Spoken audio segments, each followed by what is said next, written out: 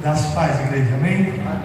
Meu amado, fazer algo inédito nessa manhã. Abra comigo a sua Bíblia no livro de 2 Crônicas, capítulo 14. Tem um pessoal aí que me zoa que eu só prego em cima do Antigo Testamento. Hoje a gente vai mudar um pouquinho e vamos pregar em cima do Antigo Testamento de novo. 2 Crônicas, capítulo 14, a partir do verso 1. É uma honra e alegria de estar aqui nessa manhã, o último domingo do ano de 2024. E nós podemos aprender algumas lições com o reinado de Asa, que foi o segundo rei de Judá, após a divisão, bisneto de Salomão. E Asa tem algumas lições para a nossa vida, para que nós possamos aplicar no ano que se inicia em 2025. Por isso eu quero ler com você o capítulo 14, que diz assim, 2 Crônicas 14, a partir do verso 1. Abias descansou com seus antepassados e foi sepultado na cidade de Davi. E o seu filho Asa foi o seu sucessor, e em seu reinado o país esteve em paz durante 10 anos. Asa fez o que o Senhor, o seu Deus, aprova. Retirou os altares dos deuses estrangeiros e os altares idólatras que havia nos montes, despedaçou as colunas sagradas e derrubou os postes sagrados. Ordenou ao povo de Judá que buscasse o Senhor, o Deus dos seus antepassados, e que obedecesse às leis e aos mandamentos dele. Retirou os altares idólatras e os altares de incenso de todas as cidades de Davi, de Judá, e o rei esteve em paz durante o seu governo. Também construiu cidades fortificadas em Judá, aproveitando esse período de paz. Ninguém entrou em guerra com ele durante aqueles anos, pois o Senhor lhe deu descanso. Disse ele ao povo de Judá: vamos construir estas cidades com muros ao redor, fortificadas com torres, portas e trancas. A terra ainda é nossa, porque temos buscado o Senhor, o nosso Deus. Nós o buscamos e ele nos tem concedido paz em nossas fronteiras. Eles então as construíram e prosperaram. Asa tinha um exército de 300.000 homens de Judá, equipados com escudos grandes e lanças, e 280.000 de Benjamim, armados com escudos pequenos e arcos. Todos eram valentes homens de combate. O etíope Zerá marchou contra eles com um exército de 1 milhão de soldados e 300 carros de guerra, e chegou a Maressa. Asa saiu para enfrentá-lo, e eles se puseram em posição de combate no vale de Zefatá, perto de Maressa. Então Asa clamou ao Senhor, o seu Deus: Senhor, não há ninguém como tu para ajudar os fracos contra os poderosos. Ajuda-nos, ó Senhor, ó nosso Deus, pois em ti pomos a nossa confiança, e em teu nome viemos contra este imenso exército. Ó Senhor, tu és nosso Deus, não deixes o homem prevalecer contra ti. O Senhor derrotou os etíopes diante de Asa e de Judá. Os etíopes fugiram, e Asa e seu exército os perseguiram até Gerá, e caíram tantos deles que o exército não conseguiu recuperar-se. Foram destruídos perante o Senhor e suas forças, e os homens de Judá saquearam muitos bens. Destruíram todas as cidades ao redor de Zerá, pois o terror do Senhor havia caído sobre eles. Saquearam todas essas cidades, pois havia nelas muitos espólios, e também atacaram os acampamentos onde havia gado, e apoderaram-se de muitas ovelhas, cabras e camelos, e então voltaram para Jerusalém. Que o Senhor nos abençoe, olhamos a sua palavra, amém? Mantenha a sua Bíblia aberta aí, que daqui a pouco a gente continua. Irmãos, Asa assume o trono. Lembra? Deus levanta Davi como rei, vem Salomão. De Salomão vem Roboão, seu filho. O reino é dividido, 10 tribos do norte, Judá e Jerusalém do sul. Vem Abias e agora vem Asa. Se você ler o capítulo anterior, você vai ver que Abias, quando ele assumiu o trono em Judá, Jeroboão, com Israel, marchou com um exército de 800.000 homens contra ele, e ele tinha 400.000 soldados apenas. Mas ele se levantou e disse para Jeroboão: você vem contra mim, mas você sabe que o Senhor escolheu Davi a sua casa, e o Senhor lutará por nós. E Deus deu uma grande vitória ao povo de Judá, a descendência de Davi, a quem o Senhor havia escolhido. Asa assume o trono, e Asa se propõe a buscar o Senhor. Num contexto de total idolatria, Israel, o reino norte, se entregou totalmente à idolatria e ao culto aos outros deuses, mas Asa põe no seu coração buscar ao Senhor, e por isso Deus lhe deu 10 anos de paz. Mas um dia, Asa se vê diante de uma situação terrível. Vem um exército contra ele, de 1 milhão de soldados, mais 300 carros de guerra, enquanto Asa só tem 580 mil homens. Ou seja, ele ia enfrentar um exército praticamente do dobro da força dele. E você pode pensar, Rafael, o que eu tenho a ver com isso? Talvez você não enfrente uma guerra de um exército vindo contra você, mas certamente você já enfrentou, e muito provavelmente em 2025 você enfrentará outras guerras. Talvez você pode se ver diante de um Golias na sua frente, diante de uma situação contrária. A gente lê a Bíblia, às vezes a gente glamoriza um pouco da situação da guerra, mas irmãos, imagina você acordar e saber que está vindo um exército te matar e te destruir. Imagina se a notícia que agora está vindo um grupo de homens armados para matar todo mundo, e não tem para onde correr, não tem o que fazer. Era essa a situação que Asa se encontrava. Um exército poderoso, com mais equipamento, com quase o dobro de soldados. E Asa fez aquilo que nós sabemos que devemos fazer, mas muitas das vezes nós não fazemos, que é recorrer ao Senhor. Asa não se reuniu com seus comandantes de guerra, Asa não buscou aliança com outros povos, Asa clamou ao Senhor. E essa oração de Asa, irmãos, é tão linda, que é uma oração que nós podemos fazer na nossa vida. No versículo 11: então Asa clamou ao Senhor, o seu Deus: Senhor, não há ninguém como tu para ajudar os fracos contra os poderosos. Ajuda-nos, ó Senhor, ó nosso Deus, pois em ti pomos a nossa confiança, e em teu nome viemos contra este imenso exército. Ó Senhor, tu és o nosso Deus, não deixes o homem prevalecer contra ti. Irmãos, nós não precisamos de ajuda dos poderosos, nós não confiamos nas riquezas. Tiago diz: não ponham a vossa confiança na instabilidade das riquezas.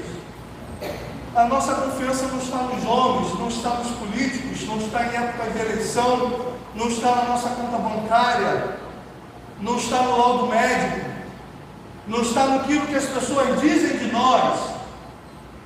A nossa confiança, a nossa esperança, o nosso socorro vem do Senhor que fez os céus e a terra. É isso que fará diferença na nossa vida, irmãos. Deus, a gente precisa entender isso. Deus não precisa de nós para trabalhar através de nós. Deus não precisa do nosso intelecto, Deus não precisa do nosso dinheiro, Deus não precisa da nossa influência. E abrindo parênteses, não estou dizendo aqui que você não deve estudar, que você não deve fazer a sua parte, que você não deve orar, que você não deve buscar a presença de Deus, que você não deve trabalhar, mas eu estou dizendo que, ainda que você faça a sua parte, você confia e espera no Senhor. Irmão, se tem uma coisa que me incomoda demais, são as pregações sobre Davi. Parece que até hoje as pessoas não entenderam por que Davi derrotou Golias. Agora está no período famoso dos coaches, das palavras motivacionais. Você certamente já ouviu isso aqui: o leão preparou Davi para o Golias. Certamente você já ouviu essa frase. Mas não é isso que o texto diz. Se você ler 1 Samuel 17, aí eu fui pesquisar, o fato de Davi matar um leão não era algo tão incomum, tão raro naquela época. Havia muitos leões naquela região. Matar um leão era um grande feito, mas Davi não foi o único homem na Bíblia a matar um leão. Os valentes de Davi também mataram. Sansão, então, ele vai matar um leão na época de neve.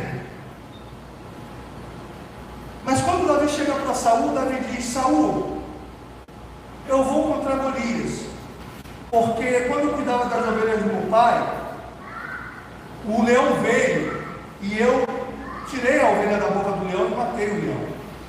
O urso veio e eu também matei o urso. o Deus que me livrou do leão e me livrou do urso, também me livrará da mão desse Golias. Amém. Lembra quando Davi vai lutar contra Golias? A Bíblia diz que Golias olhou para Davi e o desprezou por causa da sua boa aparência e diz: tu acha que eu sou um cão para vir com paus e pedras? E Davi diz: tu vens contra mim com espada e com lança, porém eu vou contra ti em nome da minha experiência de derrotar um leão. Foi isso que Davi disse? Davi disse: mas eu vou contra ti em nome do Senhor dos Exércitos, a quem tu tens afrontado, e ele vai me entregar a tua cabeça nas minhas mãos. O segredo de Davi é que Davi dependia de Deus. Davi disse para Saul: Saul, não importa se é um leão, se é uma formiga, se é um cachorro, se é um Golias, o Deus Todo-Poderoso vai me dar a vitória, porque a vitória vem dele. Aleluia. O fracasso da igreja, o nosso fracasso começa quando a gente começa a confiar na força do nosso braço. O salmista diz: uns confiam em carros e cavalos, mas nós faremos menção do nome do Senhor. Que você tenha doutorado, PhD, sei lá mais o que, mestrado em Harvard, mas que a sua confiança, a sua dependência esteja no Senhor. Meu amigo, que você tem uma conta bancária tão gorda, que você chega no meio e diga: pastor, o jantar do dia 31 eu vou bancar sozinho. Você chega: Rafael, eu vou pagar a tua viagem para o próximo país ver o Botafogo de novo na final da Libertadores. Eu recebo, pode me dar de presente. Mas que a tua confiança esteja sempre no Senhor. Esse era o segredo de Davi, irmãos.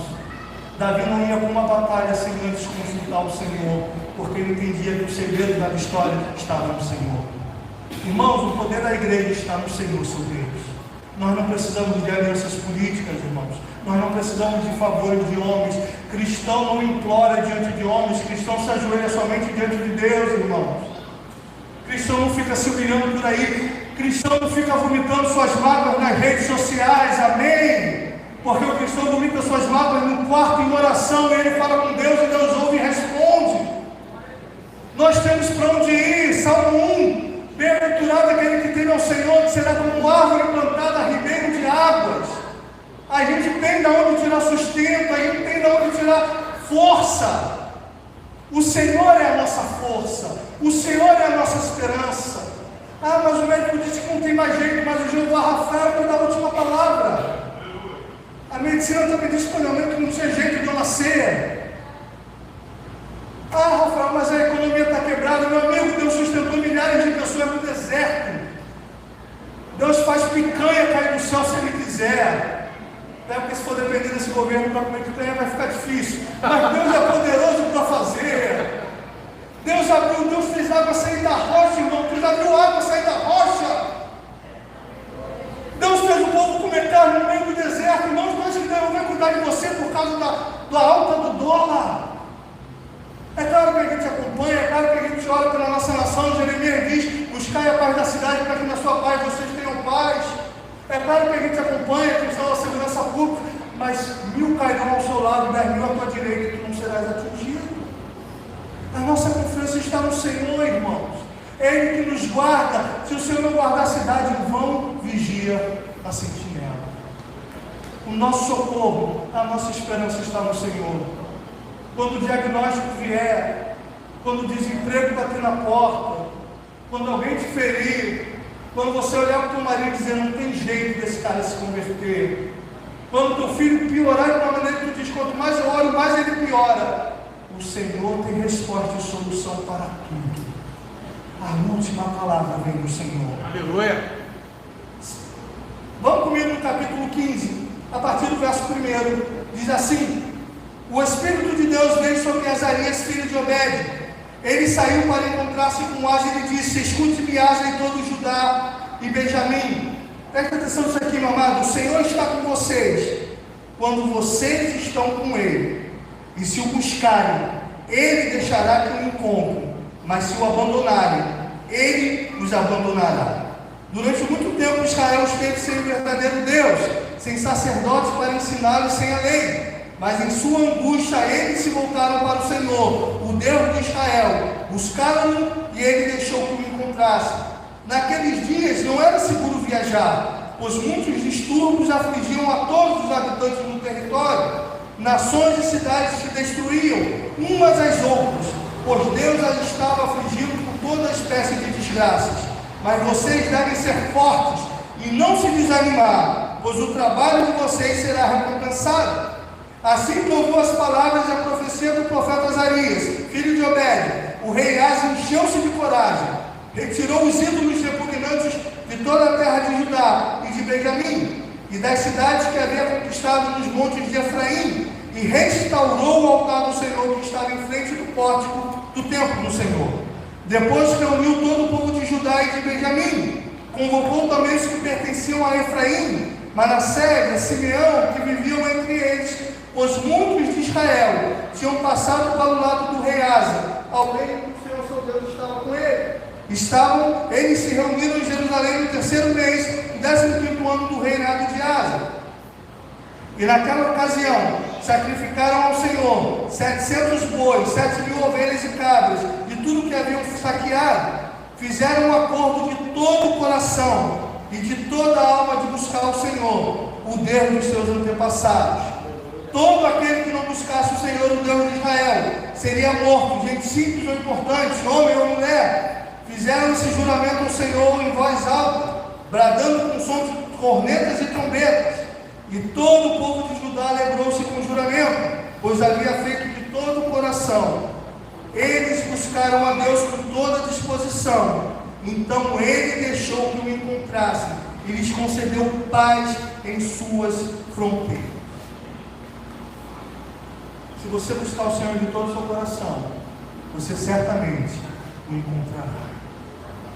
Se você quer ter um 2025 feliz, se você quer ter um 2025 abençoado, que você ande na presença do Senhor, que você busque o Senhor. Buscar-me-eis e me achareis, quando me buscardes de todo o vosso coração. Essa é uma promessa, irmãos, para todos nós. Se buscarmos o Senhor, o acharemos. Se o clamarmos, Ele responderá a nós. Se batermos, Mateus 7,7, a porta vai se abrir. Se buscarmos, o acharemos, e se pedirmos, Ele dará. Você busca o Senhor de todo o seu coração. Que você faça do Senhor o seu prazer, aquilo que você mais deseja, que você deseja o Senhor mais do que o ouro, mais do que a prata, mais do que a sabedoria humana. Que você tenha como meta em 2025, não sei quanto a você, mas no final de ano a gente gosta, alguns gostam de traçar metas, de escrever, criar objetivos para o ano que vem. Que o seu primeiro objetivo, irmão, seja conhecer e prosseguir em conhecer ao Senhor. E se você não leu a Bíblia toda, 2025 você vai ler 3 capítulos por dia, você vai ler a Bíblia toda, irmãos. Irmãos, 5 minutos tu lê 3 capítulos por dia. No ponto de ônibus, você tem a Bíblia no celular. Tem dificuldade de ler, eu deixei ele no trabalho, ontem eu estava no plantão de 24 horas, eu botei lá, joguei no YouTube 1 Coríntios. Tem a carta toda, 59 minutos, irmão. Você provavelmente fica mais do que isso no ônibus perto do trabalho. Em 1 hora você ouve um livro inteiro da Bíblia, irmão. Irmãos, a gente tem tanto acesso, tanta coisa boa na internet, tantas pregações maravilhosas, tantos ensinos, tanta coisa boa para a gente beber, a gente perde tanto tempo com bobagem, irmão. Aí as pessoas chegam, o que fazer para me fortalecer na fé? A fé vem pelo ouvir a palavra de Deus.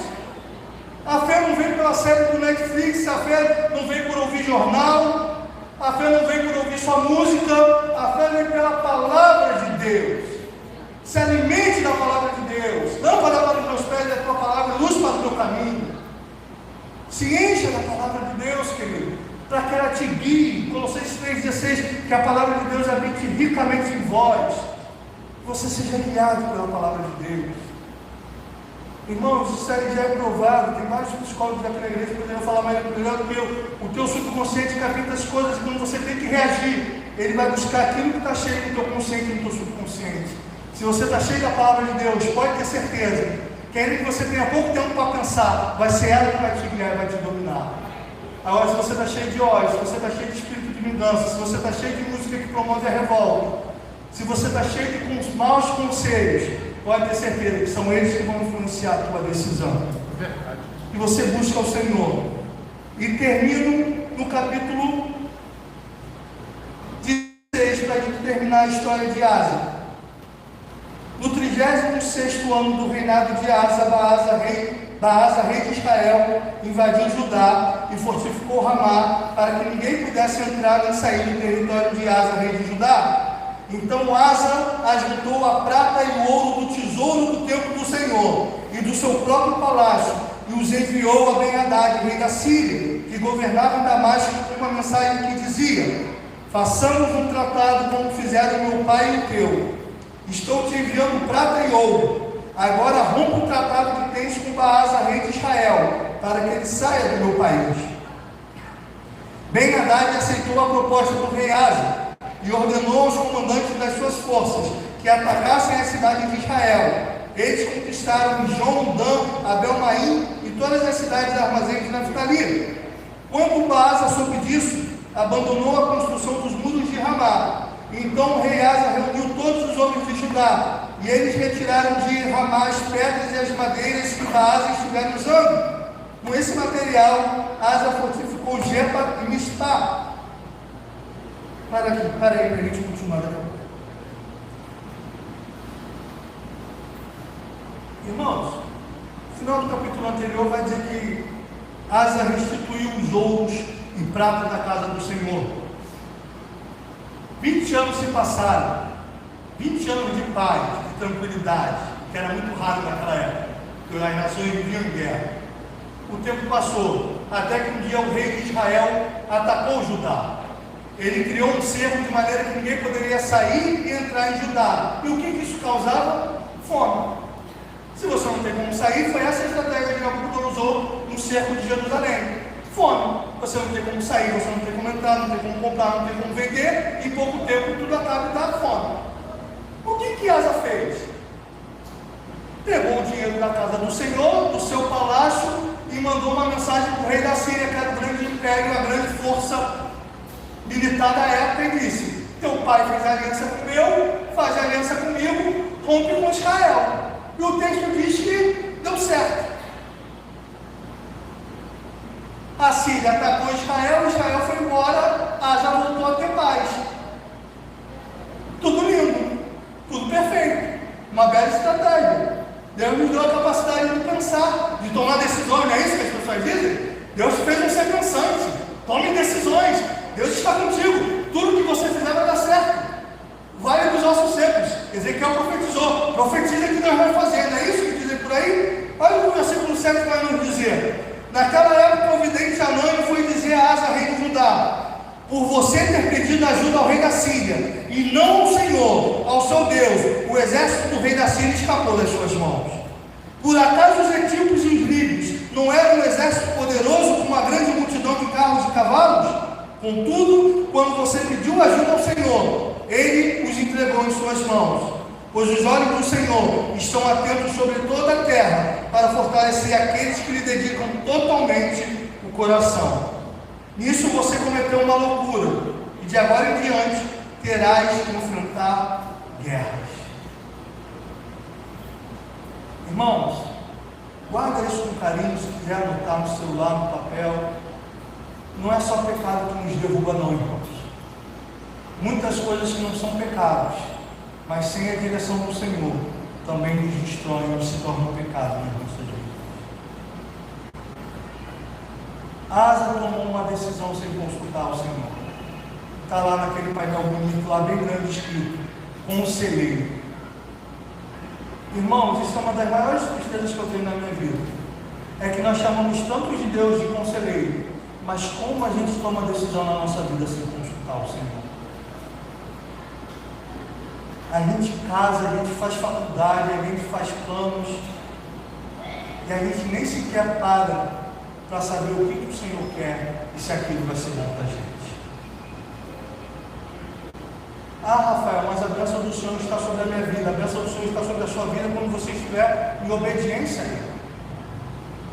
Irmãos, Deus não nos deu cheque em branco não, irmãos. Deus nos deu um cheque para fazer aquilo que Ele mandou a gente fazer com o cheque. A bênção do Senhor está nas nossas vidas quando nós obedecemos a voz do Senhor. Quando nós fazemos as coisas do nosso coração, enganoso é o coração do homem, mais de todas as coisas, e perverso, quem o conhecerá? você já quis tanto algo, e você falava, Senhor, no dia que eu tiver isso, eu vou ser muito feliz. Ou você falava, eu quero muito isso, e você conseguiu aquilo, e viu que não era nada daquilo que você queria. Quantas vezes Deus te livrou de uma grande canoa furada? Irmãos, há caminhos para o homem que parecem bons, mas no fim é a morte. E todo mundo conhece esse versículo, mas todo mundo continua tentando entrar em caminhos que parecem bons. Porque a gente sempre acha que esse é o outro, porque a gente tem a visão. Irmãos, você pode ser o maior homem de Deus na face da terra. Nem sempre Deus vai te revelar tudo. Às vezes Deus só quer que você obedeça. Tem uma frase que eu tenho no meu celular guardada até hoje, já tem mais de 10 anos. A compreensão pode esperar, a obediência não. Tem coisas que você pode levar tempo para entender, mas você não pode levar tempo para obedecer.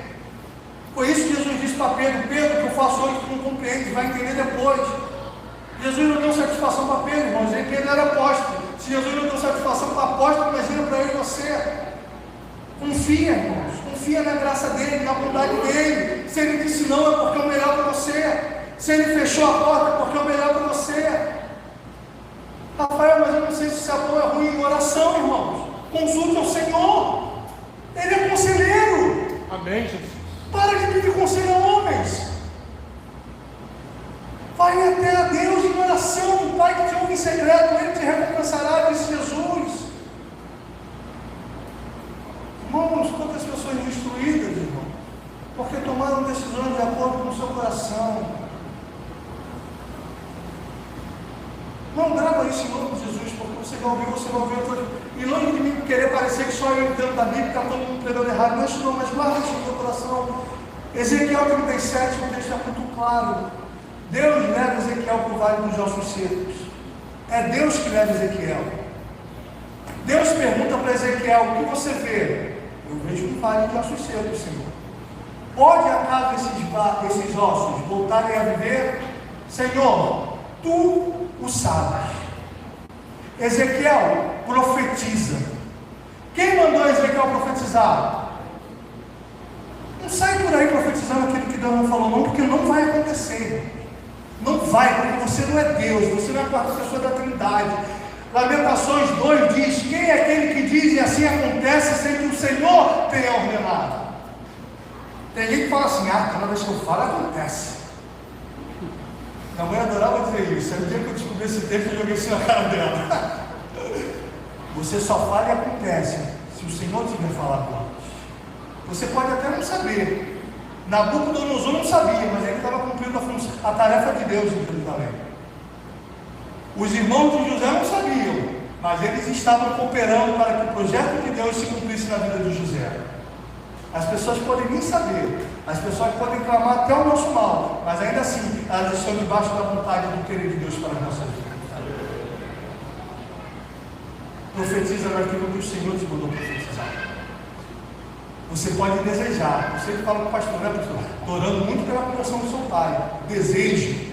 Mas, irmão, no dia que eu falar, eu profetizo, se não acontecer, então eu menti. E a Bíblia diz que o falso profeta, irmão, cuidado para você não ser enganado pelo seu coração. Uma coisa é você desejar, e todos nós podemos desejar. Todos nós podemos falar: irmão, eu te abençoo, irmão, eu desejo que você passe nesse concurso, mas esse não quer. Aí tu profetiza e não acontece, irmão, isso é sério, irmão.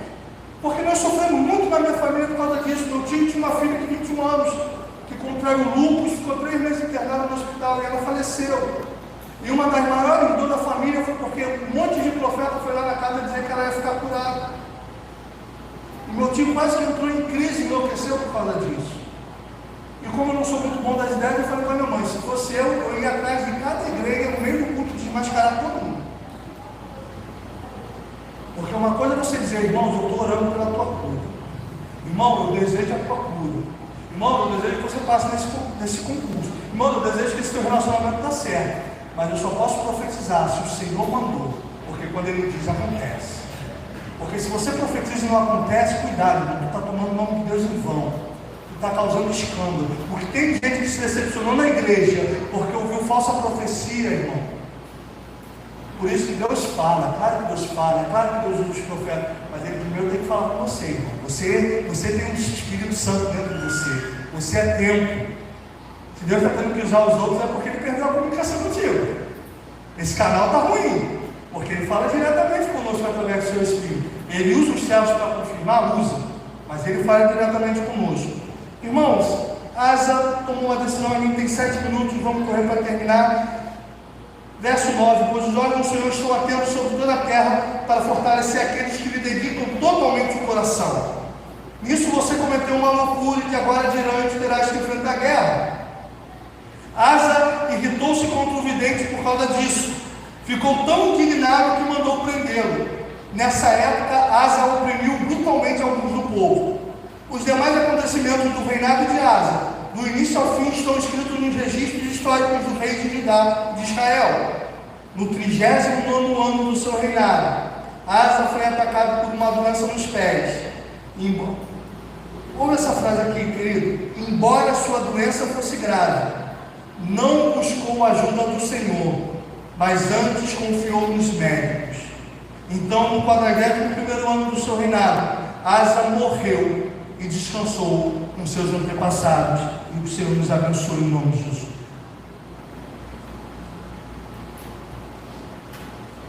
Asa errou.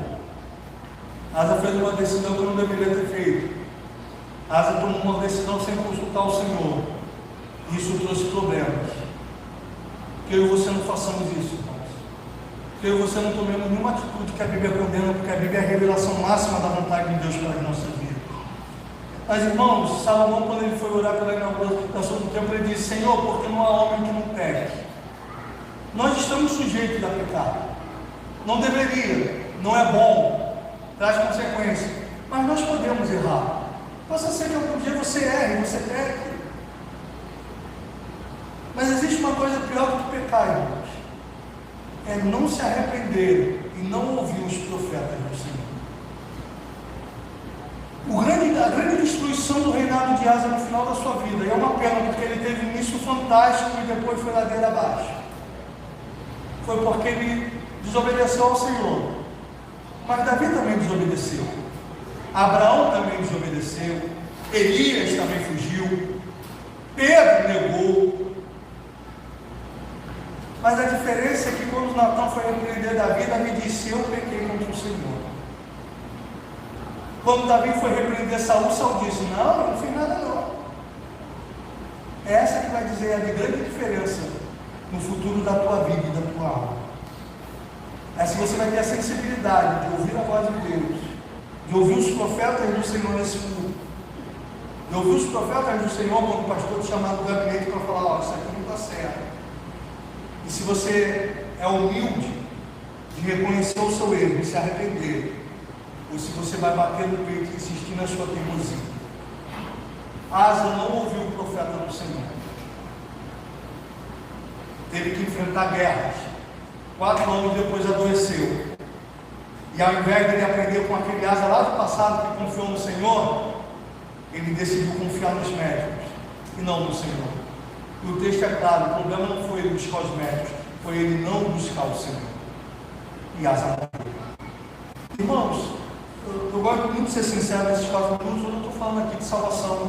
Todo mundo sabe, a Igreja Batista tem essa doutrina de salvação, já conversei com o pastor sobre isso, mas existem outras coisas além de salvação, porque a Bíblia diz que Deus quer que a gente tenha uma vida e vida em abundância. Eu não vou nem entrar aqui no mérito se perde a salvação ou não, não é esse o caso. Mas a questão é: você quer viver uma vida medíocre? Você quer sofrer a vida inteira? Paulo diz lá em Coríntios que alguns serão salvos como que pelo fogo, sem galardão. É isso que você quer para a tua vida? Ah, não, irmão, eu estou salvo, tá, mas você quer viver apanhando? Davi estava salvo, Davi foi no segundo coração de Deus. Mas olha o que o adultério custou na vida de Davi, irmãos. Uma filha estuprada, um filho matando outro filho, o seu outro filho se deitando com as 2 mulheres e tomando o seu trono e sendo assassinado. Pô, Davi foi salvo, homem segundo o coração de Deus. Mas é isso que você quer para a sua vida? Viver uma vida medíocre, de sofrimento, de aperto a vida inteira, apanhando, casamento em crise a vida inteira. Estão pregando prosperidade não, mas se escondendo a vida inteira dos outros porque não pagam as suas dívidas. Paulo diz em Romanos 13: a ninguém dê mais coisa alguma a não ser o amor. Isso não é vida, irmãos. Deus não prometeu ninguém ser rico, mas miséria também não é de Deus não. Eu não tenho dinheiro para pagar um metrô para ir para a praia, não tenho dinheiro para pagar um sorvete. Existem fases na nossa vida que Deus permite, é claro, mas 20 anos nisso, irmãos, 30 anos, escondendo do carro da Light? 30 anos fugindo da irmã da Cristina? 30 anos alguém dizendo, poxa, eu tenho que ajudar aqui o irmão que está passando necessidade, aí eu não tenho. Isso também não é de Deus não, irmãos. Porque Deus tem o melhor para nós. Estou falando que você vai ter jatinho nem morar na Barra não. Mas viver com dignidade, pagar suas contas, poder sair do culto e lanchar no herói da fome, poder dar uma bunda do Botafogo em janeiro para o pregador que faz aniversário, dia 16 de janeiro, isso é bênção, irmão. Quiser mandar um bolo do Artipão também, a gente aceita. Obedeça a voz do Senhor. Asa trouxe muito sofrimento à sua vida, porque não confiou no Senhor. Ah, Rafael, mas o médico disse que não tem mais jeito. O Senhor não tem jeito. E Rafael, a minha empresa está entrando em recuperação fiscal, o patrão mandou cada um buscar os seus direitos, Deus dá a última palavra. Ah, mas a minha causa está na justiça há 10 anos, o pessoal falou que meus netos vão receber. O Senhor faz as coisas andarem de uma maneira que só Ele pode fazer, querido.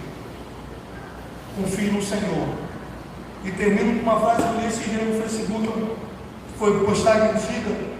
A pessoa que mais precisa ouvir seu testemunho é você. Porque você precisa lembrar de onde Deus te tirou, para que você jamais se esqueça e se torne ingrato contra o Senhor. Lembre, irmãos, a palavra diz: quero trazer à memória aquilo que pode me dar esperança. E às vezes as pessoas distorcem disso. Jeremias não disse: quero trazer à memória coisas boas. Ele disse: aquilo que me dá esperança. Às vezes lembrar dos sofrimentos da vida nos trazem esperança. Às vezes lembrar daquele dia que você só tinha um arroz com ovo para comer. E hoje você pode ir num restaurante, hoje você pode ir no mercado comprar uma carne. É para glorificar a Deus e para confiar nele. Lembrar daquela vez que o médico disse que não tinha jeito, Deus deu jeito. Você está aí vivo com saúde. Se o médico dizer outro diagnóstico, você se lembre disso. E você se lembre de onde o Senhor te tirou. Natan disse para Davi, que Deus mandou dizer: lembra que eu te tirei de trás das ovelhas do seu pai. Nós precisamos muitas das vezes nos lembrar de onde Deus nos tirou. De lembrar daquilo que Ele fez na nossa vida e daquilo que Ele continua fazendo. Talvez você esteja terminando 2024 triste por alguma coisa que aconteceu. E tudo bem, faz parte. Mas só não seja ingrato de se esquecer de todos os livramentos que o Senhor te deu nesse ano. Talvez Ele fechou uma porta nesse final de ano, mas Ele abriu 10 lá atrás. E como nós somos ingratos com o Senhor, a gente só foca naquele que fechou, mas a gente esquece daquele que abriu. A gente fala muito de Israel, mas Israel no deserto ele ia coragem de dizer: preferíamos ficar no Egito, porque lá pelo menos tinha cebola, melancia e comida à vontade. Que povo ingrato, né? Mas muitas das vezes nós também somos ingratos com o Senhor. Hoje você está reclamando que não tem dinheiro para viajar. Uma vez você reclamava que não tinha dinheiro para comprar comida. Hoje você reclama que o filho está te dando trabalho. Mas quantos anos você orou para Deus te dar um filho? Hoje você reclama do casamento quando tem aqueles pega para capar, né? Mas lembra quantos anos você orou para Deus te dar um esposo, para Deus te dar uma mulher? Hoje você reclama do ministério, que é cansativo, não sei o quê. Mas quanto você orou e pediu a Deus por isso? O quanto você desejava? E agora você tem sido ingrato com o Senhor. Que possamos aprender com Asa a buscar o Senhor no momento de angústia, a confiar no Senhor e andar com Ele, a não tomar decisões sem consultá-lo, e se errar, que você se arrependa, porque o Senhor é cheio de compaixão e misericórdia. Que você aplique esses conselhos na sua vida e que 2025 seja um ano de bênção de Deus para nós, em nome de Jesus. Agradeço a oportunidade, pastor Gilmar.